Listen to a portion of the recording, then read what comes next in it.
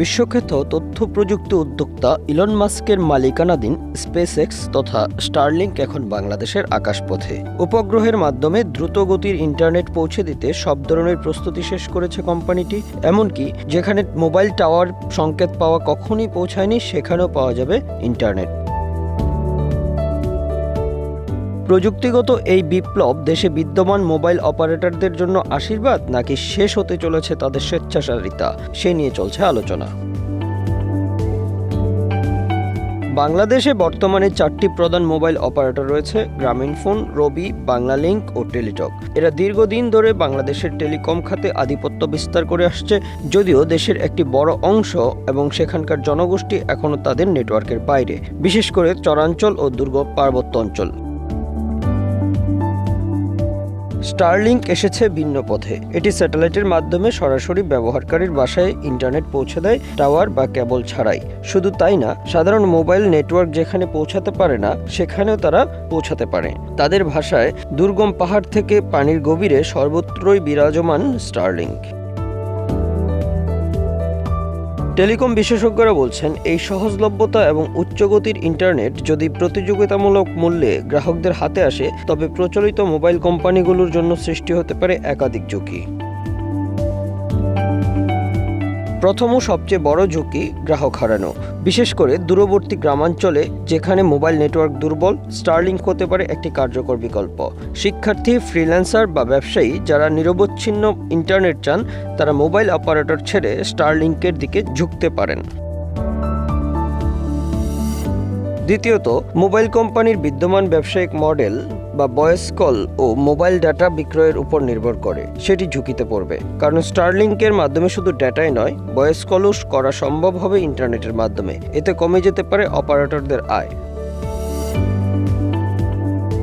তৃতীয়ত, টিকে থাকার জন্য মোবাইল কোম্পানিগুলোকে করতে হবে বড় প্রযুক্তিগত বিনিয়োগ।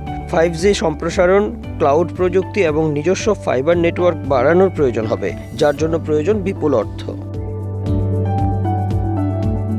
চতুর্থ ঝুঁকি হলো গ্রাহকের প্রত্যাশা। স্টারলিংক যদি স্বল্পমূল্যে উচ্চগতির ইন্টারনেট দিতে পারে, তাহলে গ্রাহকরা একই মানের পরিষেবা প্রত্যাশা করবেন মোবাইল অপারেটরদের কাছেও, অথচ সেটি দেওয়া কঠিন হবে বিদ্যমান পরিকাঠামো দিয়ে। দীর্ঘদিন ধরেই দেশের মানুষ বিদ্যমান মোবাইল কোম্পানিগুলোর কল রেট ও ইন্টারনেট রেট এবং মেয়াদ নিয়ে ক্ষুব্ধ, যদিও তাতে কখনোই কর্ণপাত করেনি তারা। স্টারলিংকের আগমন কোম্পানিগুলোর স্বেচ্ছাচারিতা কিছুটা হলেও কমাবে, এমনটাই মনে করছেন বিশেষজ্ঞরা। গত 20 মে বাংলাদেশে বাণিজ্যিকভাবে সেবা প্রদান শুরু করেছে স্টারলিংক। আপাতত ব্যবহারকারীরা শুধু রেসিডেন্সিয়াল অপশন ব্যবহার করতে পারবেন।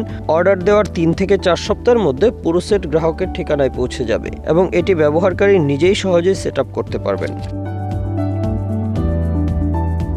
একটি স্টারলিংক ডিভাইসের সেট আপের সরঞ্জামের জন্য এককালীন খরচ হবে 47,000 টাকা। স্টারলিংক রেসিডেন্সে মাসিক খরচ হবে 6,000 টাকা এবং রেসিডেন্স লাইট, যার খরচ 4,200 টাকা। এখানে একটি সম্ভাবনা রয়েছে দেশীয় কোম্পানিগুলোর। অনেকেই মনে করছেন, ইন্টারনেটের উচ্চ মূল্যের কারণে ব্যক্তিগত ব্যবহারকারীরা বিদ্যমান অপারেটরেই থেকে যাবেন। তবে এক্ষেত্রে বিকল্প রয়েছে স্টারলিংকের। একটি ডিভাইসের মাধ্যমে 20 থেকে 50 মিটার পর্যন্ত এলাকায় ইন্টারনেট পাওয়া যাবে, আর গ্রামীণ এলাকায় তা হবে 50 থেকে 60 মিটার পর্যন্ত। একজন ব্যবহারকারী বা সমিতি গঠনের মাধ্যমে একাধিক ব্যক্তি মিলে এই সেবা গ্রহণ করতে পারেন। সেক্ষেত্রে বিদ্যমান অপারেটরের চেয়েও কম মূল্যে সেবা দিতে পারবে স্টারলিংক। স্টারলিংক তাদের উচ্চগতির ইন্টারনেটের জন্য বিশ্বজুড়ে জনপ্রিয়। বলা হয়ে থাকে, দুর্গম অঞ্চল বা যেখানে সাধারণত ইন্টারনেট পৌঁছায় না, সেসব এলাকায় স্টারলিংক সহজেই পৌঁছে যেতে পারে। সর্বোচ্চ 300 Mbps গতির সীমাহীন ইন্টারনেট পাওয়া যায় এই সেবায়। দক্ষিণ এশিয়ায় বাংলাদেশ ছাড়াও স্টারলিংক ইতিমধ্যেই আনুষ্ঠানিকভাবে যাত্রা শুরু করেছে ভুটান ও শ্রীলঙ্কায়। Bangla affairs news desk.